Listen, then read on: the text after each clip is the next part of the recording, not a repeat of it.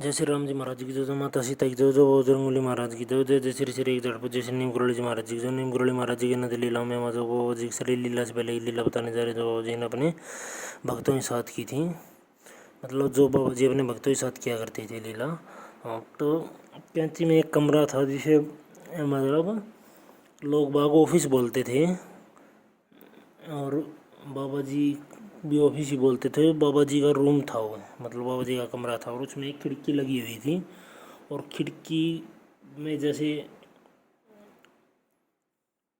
मतलब अंग्रेजी में बार्स लिखा हुआ है। बार्स मतलब जैसे खिड़की के अंदर ये लोहे के सरिये पतले पतले सरिये जैसे ये लगवा देते हैं, तो मतलब इस टाइप से लगी हुई थी।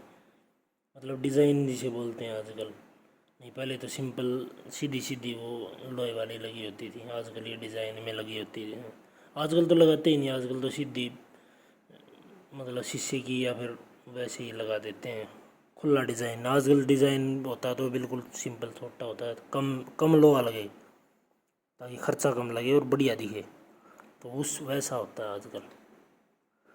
हवाबाजी ज़्यादा हो ताकि मतलब और ख़र्चा भी कम लगे और अगले के ऊपर हवाबाजी हो, तो ये फैशन बना हुआ है आजकल। तो वो लोग की लंबी लंबी जो बार होती हैं पुरानी, आपने देखा हो जिसको हरियाणवी में जंगड़ा बोलते थे, वो जंगड़ा, तो वो जंगड़ा था। उस जंगले से कई बार बाबा जी देखते थे और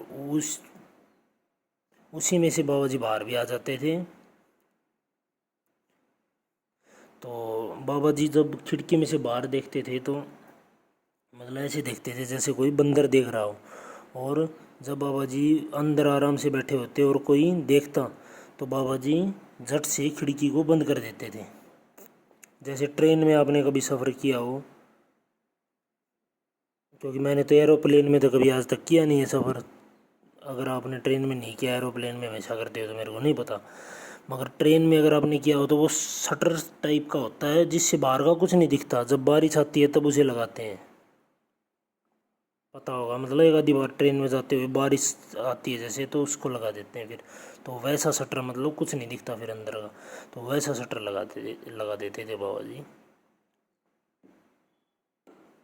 मतलब वो तो जय श्री नीमगिरी महाराज, जय श्री सत्य सनातन धर्म।